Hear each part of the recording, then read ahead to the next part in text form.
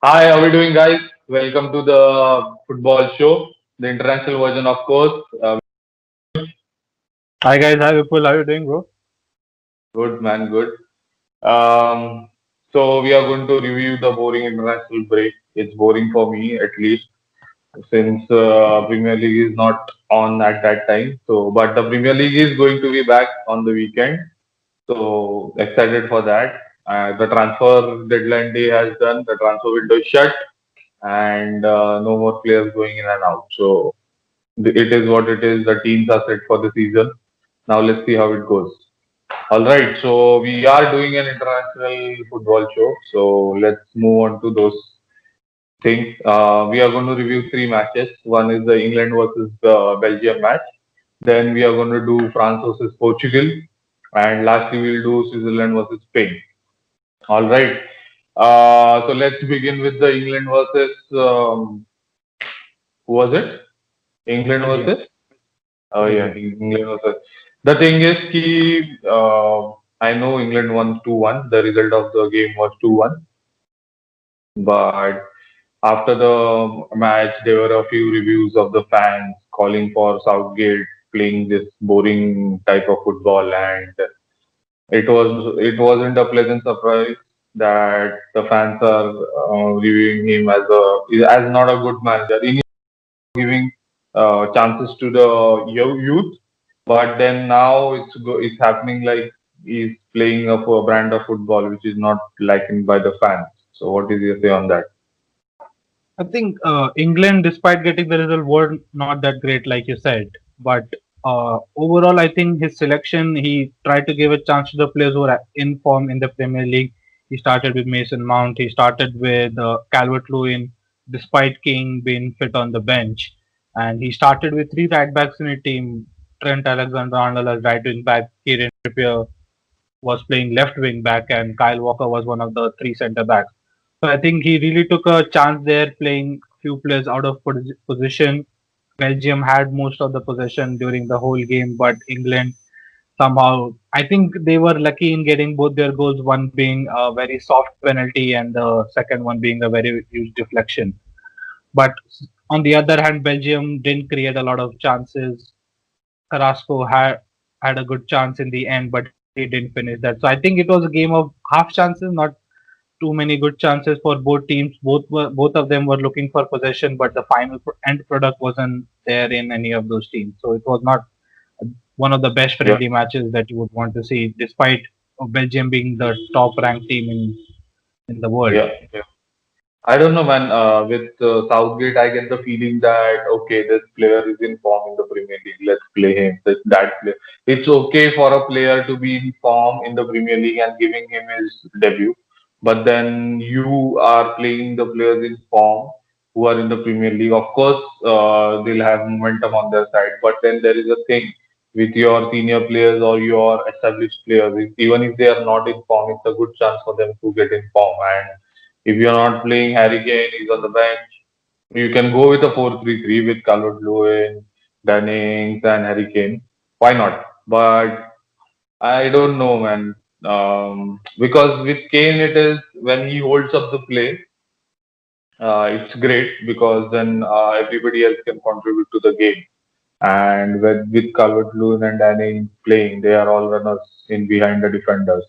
So most of the plays are going that way, but then nobody is getting involved. That's why I feel it was a boring game. But did you see the dire mistake in the game? Yeah, I think Dyer made a very silly challenge. He didn't need to dive in like that. Seeing Lukaku was didn't have an angle to get a shot from the edge of the box there. And even if Dyer didn't directly foul him, Lukaku went looking for that touch. He went away from the ball and deliberately tripped over Dyer, and he was really smart in getting that penalty. And on the That's same yeah, side, those are Castagne, cycles. very bad mistake to just pull Henderson, and again a soft penalty there. Strikers will always look to do that. So they are just waiting for the contact in the box. So all right. So, with Dyer, I feel that you have that feeling. Why is this player in the team? Not with England. I'm just let's get back to Premier League. With in terms of Tottenham, I get the feeling. I don't get me wrong. I hate Tottenham, but this is the thing with Dyer. I feel ki why is this player in the team? Apart from defending his family, he doesn't do anything. Even we have Kolasinac who can do that. But so, do you have the same feeling with Dyer? Not so much. I think Dyer, in terms of his passing ability and overall composure, is really, really good. He very like the one of the mistake that we saw. He very rarely we see him making those type of mistake. He's not a natural centre back, I would say.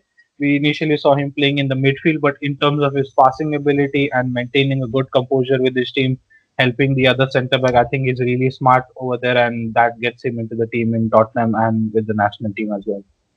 All right, that is what I used to think. Why is he playing in midfield? Why is he playing in defense? There was one instance when he was playing on left back. I know injuries and this that, but then the manager seeing the training, na, if this player Yeah, is suitable for left back or right back, if the manager is playing, he might be able to do it, but he is not doing it in the match. So I don't know. I just get the feeling he not in the Premier League. He can go maybe in a mid-table side, but in Tottenham, I just don't get the feeling that why is he here. yeah. I get the Sometimes you get feeling. that. Sorry. Yeah, I get Sometimes the you get feeling. that. Yeah, yeah, yeah. Of course. All right. Let's move on to the next match, which was France versus Portugal, and I have to say it was a very boring match. Very, very boring match. So yeah, let's. What do you say on that? When you see France playing against Portugal and you see that massive lineup with both teams have superstars in every position, you expect a goal galore. You expect at least two, three goals this side, two, three goals the other side. So everyone was expecting that, but we unfortunately didn't get that. Both teams were really good in having possession. I was just checking the stats the other day after I watched the match. Both teams made more than 500 passes, successful 500 passes. The attempts were Is around it? 600, but both teams were around 1,000 perfect passes were made in the whole game, but But end product if was you lacking. all right. If you say the attempts were 600 and only 500 passes were made, which means the passing accuracy was not that great, which was in the higher 80s, and which means the defense was good. So Yeah, we don't praise the defenders enough nowadays, but then which means the defending in the match for both the sides was good. yeah, So definitely. I think specific two names I would like to take from France defense are Lucas Hernandez and Presnel Kimpembe. I think they were superb on the left side. They made sure Ronaldo was not getting a lot of good chances. France defense was impeccable. Think where France lack was in the midfield with Pogba. We have discussed the same issue when we were discussing Manchester United. He just does not have that intensity anymore where he's losing the ball a lot of times. He's not tracking back, and the exact same thing is what we saw in the France game as well. So that's why they were lacking in the final third. They were not creating a lot of good chances. all right, let me ask you this, Anuj. With Manchester United, I can understand Paul Pogba doesn't have the motivation to play anymore. But with France, it's his national team. He should be able to do that. He doesn't have the talent. We can't say that. He is very talented. But what exactly is the reason behind this? I mean, he's same. He's playing at the same level. What he plays at Manchester United also for his national team. So I am confused what is happening because previously we used to say he's very crap for Manchester United, but he's playing good for his country. It happened during the World Cup as well. He was one of the best midfielders during the World Cup campaign, but he was crap for United basically. So now I it's think becoming once a player starts playing with a good intensity week in, week out in terms of training, in terms of regular matches, then you see the same type of performance in the national team as well. 2018 was one of the best years for Paul Pogba in terms of World Cup, and they won the Europa League that year with United, and he was the best midfielder. He got the award.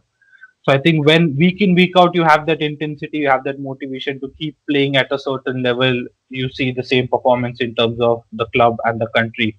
So I think that's where Paul Pogba is lacking because in terms of United, he's not able to get the best out of him. He's not playing with good intensity, and just overnight, if you play for your country, I don't expect that player to get to the that level that he was at. Uh, You say that, but I've seen a few players who don't play week in week out. For example, if you take the 2014 Germany campaign, World Cup campaign, there was this guy called Miroslav Klose.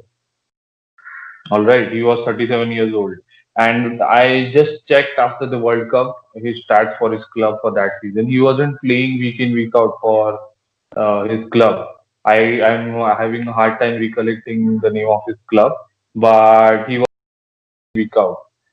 But when it came to Germany, he was on the mark, and he was scoring. I think he was the highest scorer in that World Cup, right? Before, I think that World Cup, it was Thomas Muller, if I remember correctly. Acha, it was Muller, okay, but he was up there in the top three I think basically, it's unfair to and compare the uh, Miroslav Klose to anyone because he is one of the best strikers that we have seen in our generation. of course, Judge, but I don't think if you yeah, play I him can even in understand. the third tier, you won't expect him to play with less intensity. He's that type of player. No matter where he plays, he will give his 100%. So it's a So different that is brand my of player. problem. That is basically my issue with Paul Pogba. You need to give your 100% at least. Don't tell me you can't run around in the field because anybody can run around in the field. That is the basic. You have to have intensity in your game. If you're playing for France at that level, if you're playing for Manchester United at the highest level, so Paul Pogba, you need to I think buckle it's up, all man. about motivation for Pogba. If he gets one or two Yeah, games of course. under his belt which are really good, he'll get the motor running and be back to the level he was. Yeah, of course.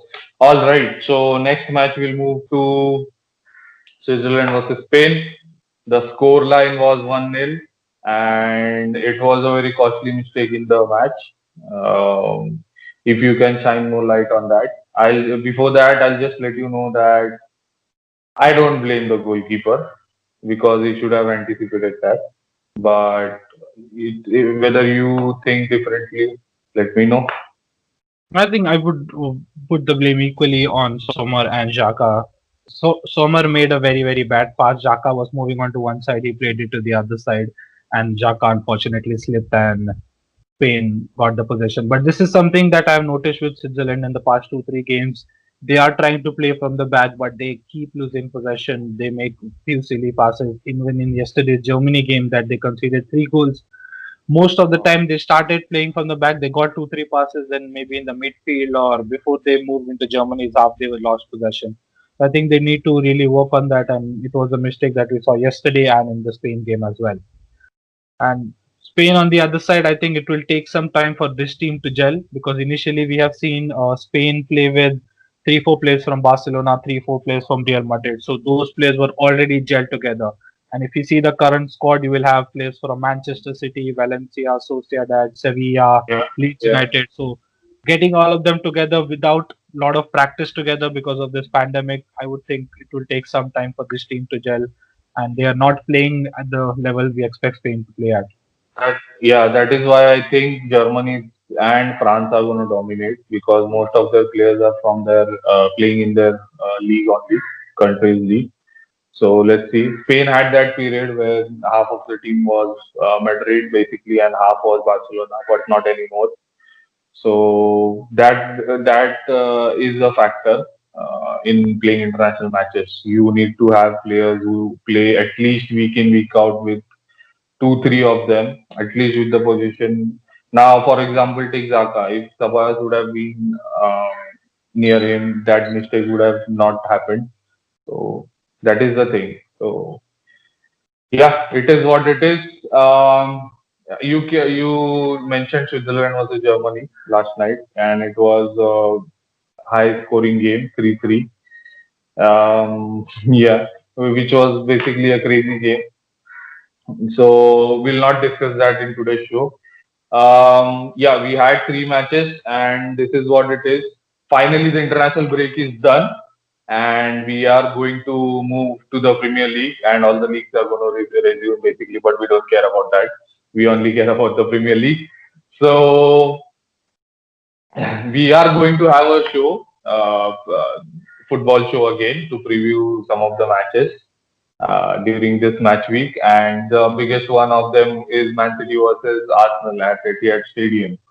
So we do have new players, new signings, and let's hope we get a result. And okay, Anuj sir, I like to announce to our audience, we are coming up with a new show to you and to the audience.